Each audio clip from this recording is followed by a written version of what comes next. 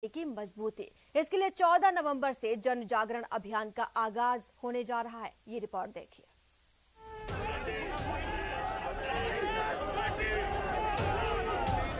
जिस प्रकार दबाव विपक्ष का धार्मिक दबाव देके किस प्रकार से सरकार में बैठे लोगों को जगाए कि जनता त्राही त्राही कर रही है। CWC की बैठक के फैसले के मुताबिक कांग्रेस पार्टी का जनाधार बढ़ाने और आम लोगों के बीच पार्टी की स्वीकार्यता बढ़ाने की कोशिश की जा रही है। अगले कुछ महीनों में देश के 5 राज्यों में विधानसभा चुनाव होने जा रहे हैं। ऐसे में कांग्रेस ने महंगाई समेत कई मुद्दों पर जन जागरण अभियान चलाकर जनता के बीच अपनी पैठ मजबूत करने की रणनीति तैयार की है। महंगाई के साथ बेरोजगारी पर केंद्र सरकार को घेरने की कांग्रेस की योजना। कांग्रेस 14 से 29 नवंबर तक देशव्यापी जन जागरण अभियान चलाएगी। इस अभियान के तहत केंद्र सरकार की विफलताओं को जन जन तक पहुंचाया जाएगा। एक पखवाड़े तक चलने वाले इस अभियान के तहत पार्टी हर गांव, ढाणी और हर शख्स तक पहुंचने का प्रयास करेगी। जिस प्रकार दबाव विपक्ष का धार्मिक दबाव देके किस प्रकार से सरकार में बैठे लोगों को जगाए कि जनता त्राही त्राही कर रही है, बिजली की समस्या को लेके भी, और जो मैंने कहा वो महंगाई का मुद्दा हो, बेरोजगारी का मुद्दा हो, तो यही हमारा फर्ज है और हम लोग भूमिका निभाने कभी नहीं रखेंगे। मुख्यमंत्री से लेकर आम कार्यकर्ता तक इस अभियान में भागीदारी होगी। इस दौरान पार्टी का सदस्यता अभियान भी चलेगा, जिसमें पार्टी ज्यादा से ज्यादा लोगों को अपने साथ जोड़ने की कोशिश करेगी। राजस्थान में भी प्रभावी तरीके से यह अभियान चलाया जाएगा, जिसके लिए सीएम और कांग्रेस के राजस्थान प्रभारी की अगुवाई में रणनीति तैयार की गई है। उम्मीद करते हैं कि नवंबर के अंदर इस अभियान को बहुत ही इफेक्टिव तरीके से लागू करवाएंगे, जिससे कि महंगाई का मुद्दा केंद्र की नज़र में आए। अभी तो दुर्भाग्य से ना तो महंगाई का मुद्दा, ना बेरोजगारी का मुद्दा वो केंद्र सरकार के एजेंडा में नहीं है। आपको बता दें कि पेट्रोल डीजल की बढ़ती कीमत के साथ ही बाकी जरूरी चीजों की कीमत में इजाफा आम आदमी के लिए बड़ा मुद्दा है और कांग्रेस इस मुद्दे को लेकर केंद्र सरकार से दो हाथ करने के लिए तैयार है। मौजूदा उपचुनाव में भी महंगाई के मुद्दे ने कांग्रेस को बढ़त दिलाई है। Dinesh Sharma, news 18 network, Jaipur. Corona से जंग में अब बात करेंगे प्रतापगढ़ मॉडल की। भीलवाड़ा के बाद प्रतापगढ़ मरुधरा को प्रेरणा दे रहा है। प्रतापगढ़ मरुधरा का अकेला ऐसा जिला है जिसने लक्षित समूह को कोरोना वैक्सीन की पहली डोज देने का 100% लक्ष्य हासिल किया। तो दूसरी डोज में भी प्रतापगढ़ 92% के आंकड़े से आगे जा चुका है। ये रिपोर्ट देखिए।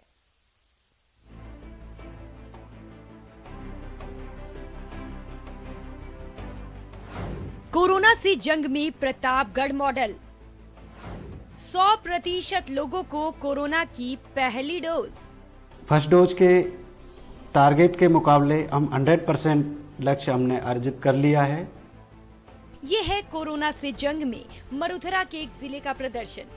देश कोरोना वैक्सीन की 100 करोड़ डोज पूरी होने का जश्न मना रहा है, जिसमें मरुधरा के आदिवासी बहुल जिला प्रतापगढ़ ने भी एक खास मुकाम हासिल किया है और ये मुकाम है लक्षित समूह को 100% तक कोरोना वैक्सीन की पहली डोज देने की।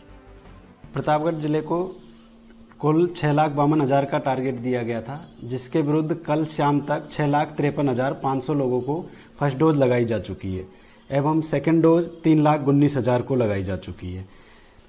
फर्स्ट डोज के टारगेट के मुकाबले हम 100% लक्ष्य हमने अर्जित कर लिया है। 100% लोगों को कोरोना वैक्सीन की पहली डोज लग चुकी है। 92% लोगों को वैक्सीन की दूसरी डोज दी गई है। पीपलखूट में दूसरी डोज का 100% लक्ष्य हासिल हो चुका है। धरियावद में भी 57,324 को दूसरी डोज लगी, जो लक्ष्य का 100% है। प्रतापगढ़ जिले की छोटी सादड़ी नगर पालिका पहले ही 100% वैक्सीनेशन का लक्ष्य हासिल कर चुकी है। छोटी सादड़ी प्रदेश की पहली नगरपालिका थी जिसने कोरोना वैक्सीन का 100% लक्ष्य हासिल किया था।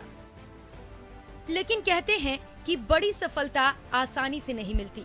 आदिवासी और पिछड़ा इलाका होने के कारण यहाँ स्वास्थ्य कर्मियों को काफी मुश्किलों का सामना करना पड़ा था। कभी उन्हें पहाड़ी इलाकों में कई किलोमीटर तक पैदल चलना पड़ा, तो कभी वैक्सीनेशन के लिए नाव से जाना पड़ा। प्रतापगढ़ में अधिकतर इलाका ग्रामीण और फॉरेस्ट वाला इलाका है, जहाँ पे रोड भी पक्की नहीं है। वहाँ पे एएनएम स्टाफ जो जाते थे उनके काफ़ी बार दिक्कतों का सामना करना पड़ा, काफ़ी बार नाव से जाना पड़ा और कच्चे रास्तों में 1-2 स्टाफ को चोट भी आई थी, गिर गए थे उस कारण। लेकिन फिर भी स्टाफ ने हौसला रखा और 100% लक्ष्य को अर्जित किया। कोरोना के संकट ने प्रतापगढ़ को ज्यादा प्रभावित नहीं किया था, लेकिन जब कोरोना से जंग की बात आई तो वहां के लोगों ने समझदारी दिखाई। जिला प्रशासन ने भी इस मामले में मुस्तैदी दिखाई और इसका सम्मिलित परिणाम ये बड़ी उपलब्धि है। उपचुनाव से ठीक पहले ये उपलब्धि चुनाव कार्य में लगे कर्मचारियों के साथ ही मतदाताओं को भी सुकून देने वाला है। Alkesh Sanadhya, news 18 network, Pratapgarh. यहाँ रुकेंगे छोटे से ब्रेक के लिए, लेकिन ब्रेक पर जाने से पहले जानते हैं आईसीसी T20 वर्ल्ड कप के कल के मैच का हाल।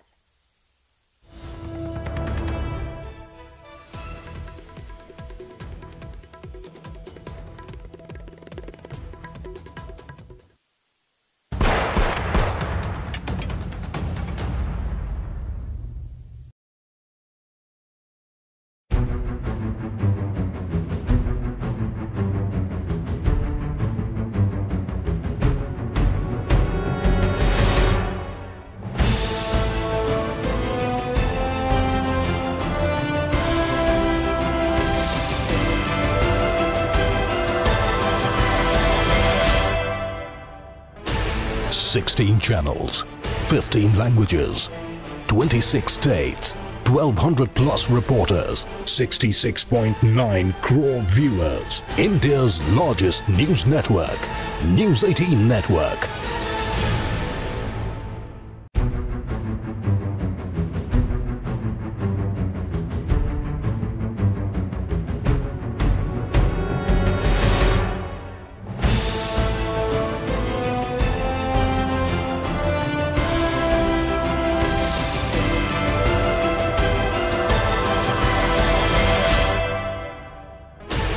Sixteen channels, 15 languages, 26 states, 1,200 plus reporters, 66.9 crore viewers. India's largest news network, News 18 Network.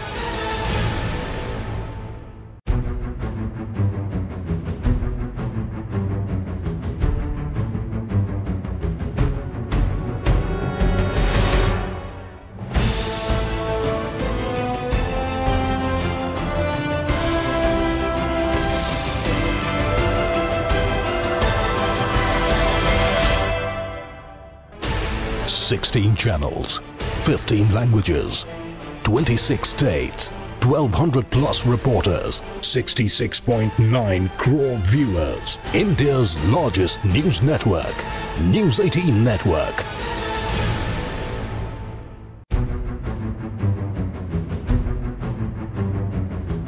News headlines के प्रायोजक पेट सफा आयुर्वेदिक चूर्ण। पेट सफा, हर रोग दफा।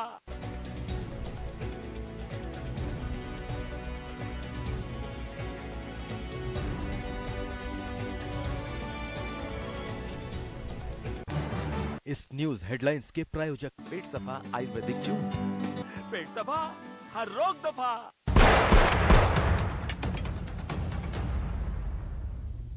कोरोना वायरस के खिलाफ लड़ाई में कोरोना टीका सबसे कारगर है। इस बात को समझाने और टीके के लिए प्रेरित करने के मकसद से बिहार के गया में एक अनूठा प्रयोग किया गया। यहाँ एक कब्रिस्तान में कोरोना टीका केंद्र चलाया जा रहा है।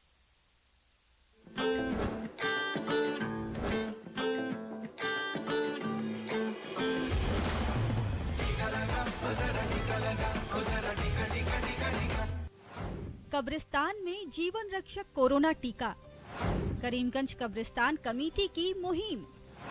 15,000 से ज्यादा लोगों का टीकाकरण। कोरोना संकट दूर भगाएगा, जान यही बचाएगा, क्योंकि टीका है संजीवनी। आपने लगवाया?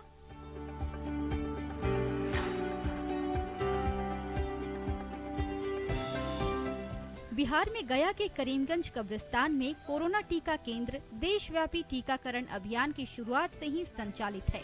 इस कब्रिस्तान ने कोरोना की दूसरी लहर के कहर और लोगों में कोरोना टीके को लेकर भय दोनों को बहुत करीब से देखा, लेकिन टीकाकरण केंद्र ने लोगों के हर डर और हर अफवाह को दूर करके टीकाकरण की नई इबारत लिखी है।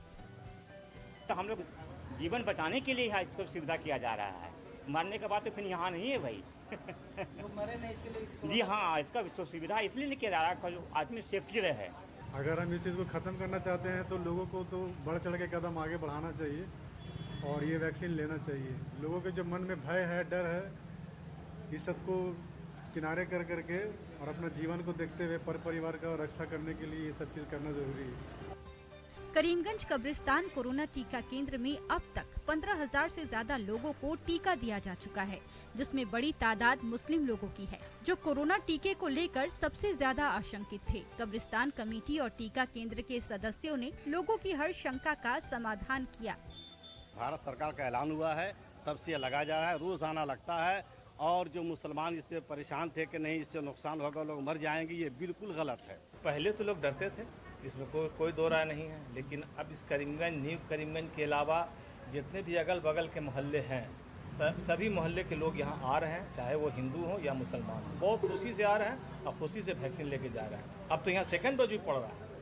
कोरोना महामारी के खिलाफ भारत 100 करोड़ खुराक के अहम पड़ाव को पार कर चुका है।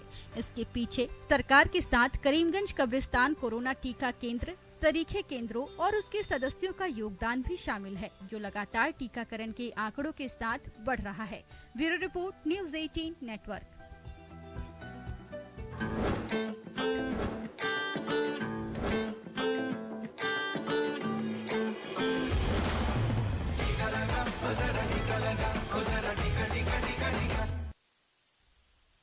पानी, सफाई और वॉश का कॉन्सेप्ट हर किसी की जिंदगी में बेहद जरूरी है, या यूं कहें कि सभी का अधिकार है। घरेलू इस्तेमाल के लिए पर्याप्त, सुरक्षित, साफ और आसानी से मिलने वाला पानी बिना किसी भेदभाव के सभी का अधिकार है। लेकिन आज भी ऐसे लोग मौजूद हैं जिनकी जरूरतों को पूरा कर पाने में हम नाकाम हुए हैं। लाखों विकलांग नागरिकों को आज भी पानी के लिए संघर्ष करना पड़ता है। डिसेबिलिटी राइट्स एक्टिविस्ट अरमान अली नीतियों में बदलाव के स्तर पर काम कर रहे हैं।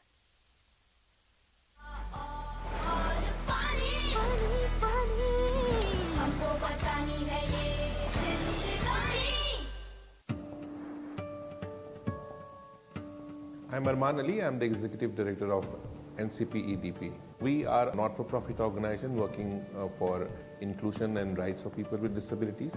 Persons with disabilities continue to remain afterthought for anything that you look at, which is critical. You know, if you look at the disaster, which we are in middle of a disaster right now, and mostly it is because people with disabilities are left out because of inaccessibility of WASH. One, there is such acute lack of awareness about needs of disabled people in general, and the focus, because of a welfare-ish mindset, the focus always remained on charity and welfare rather than inclusion. First one would be to create awareness about right of persons with disabilities to WASH, accessible WASH.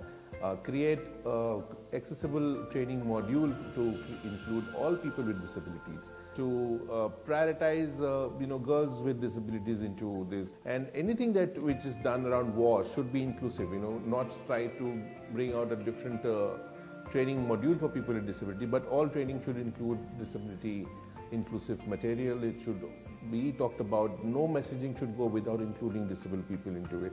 No matter what you do, and for WASH, imagine a person with disability coming there. If it's in a community, any system that you have for water supply or for drinking water, you must make it accessible for people with disability. Have a system where disabled people are not left behind.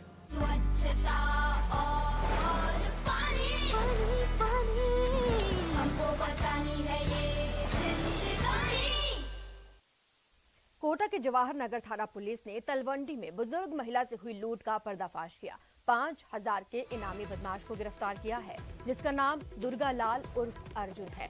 जानकारी ये है कि 1 सितंबर को तलवंडी में बुजुर्ग महिला के साथ लूट की वारदात हुई थी, जिसे गंभीरता से लेते हुए थानाधिकारी रामकिशन के नेतृत्व में 2 विशेष टीमें बनाई गई। टीमों ने घटनास्थल के आसपास करीब 500 सीसीटीवी फुटेज खंगाले और आखिरकार आरोपी को गिरफ्तार किया।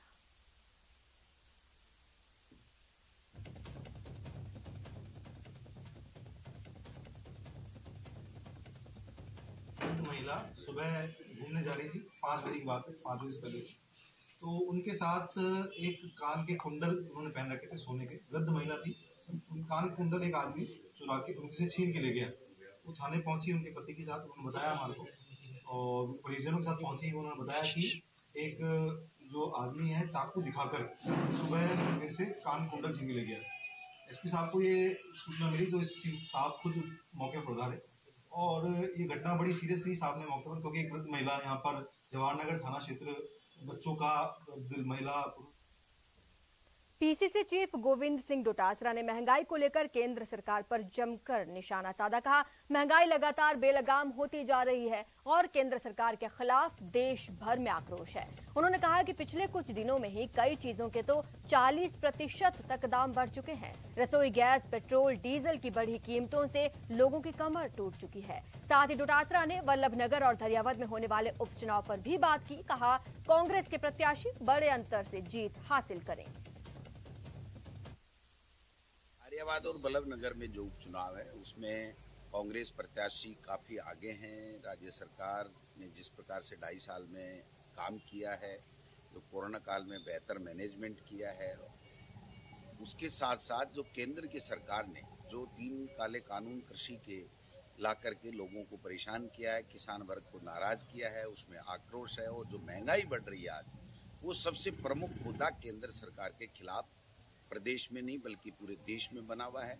आज आप देख सकते हैं कि पेट्रोल का, डीजल का, गैस का, सीमेंट का, लोहे का, सिरिया का क्या भाव है, और क्या हर चीज़ 25% से लेकर के 50% तक, और कहीं कहीं तो 75% तक भी वृद्धि इससे 6-8 महीने में हो चुकी है। तो ऐसे में लोग केंद्र सरकार के खिलाफ वोटिंग करना चाहते हैं। भाजपा राजस्थान में दिखाई नहीं पड़ रही है, आपस में इनके बहुत झगड़े और लड़ाइयाँ चल रही हैं। वसुंधरा राजे जी अपने घर में बैठी हुई हैं, गुलाब चंद कटारिया जी को कोई पूछ नहीं रहा है, और राजेंद्र जी राठौड़ जिनकी ड्यूटी जहाँ जहाँ लगाई जाती है वहाँ वहाँ वो अपनी पार्टी को डुबोने का काम करते हैं, अपनी पार्टी को हराने का काम करते हैं। तो ऐसे में आप समझ सकते हैं कि धरियावद और वल्लभनगर में कांग्रेस पार्टी ही जीते भी। बीजेपी का तो वल्लभनगर में तो 4थे नंबर पे चली जाए तो कोई अतिशयोक्ति नहीं।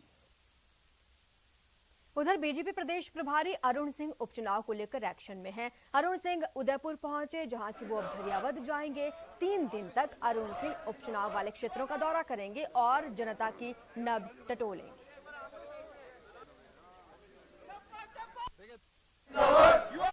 बहुत मजबूती के साथ चुनाव लड़ रही है और चुनाव में भारतीय जनता पार्टी की विजय सुनिश्चित है।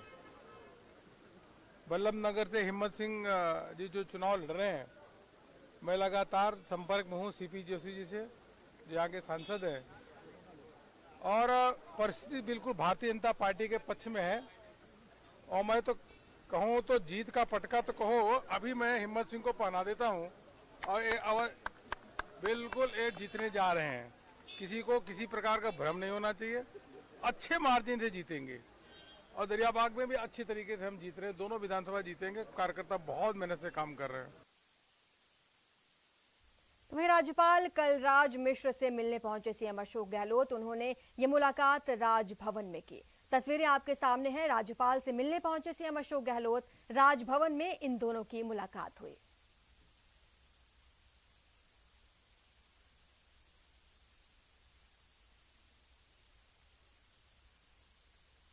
फिलहाल इतना ही। आप देखते रहिए न्यूज़ 18 राजस्थान।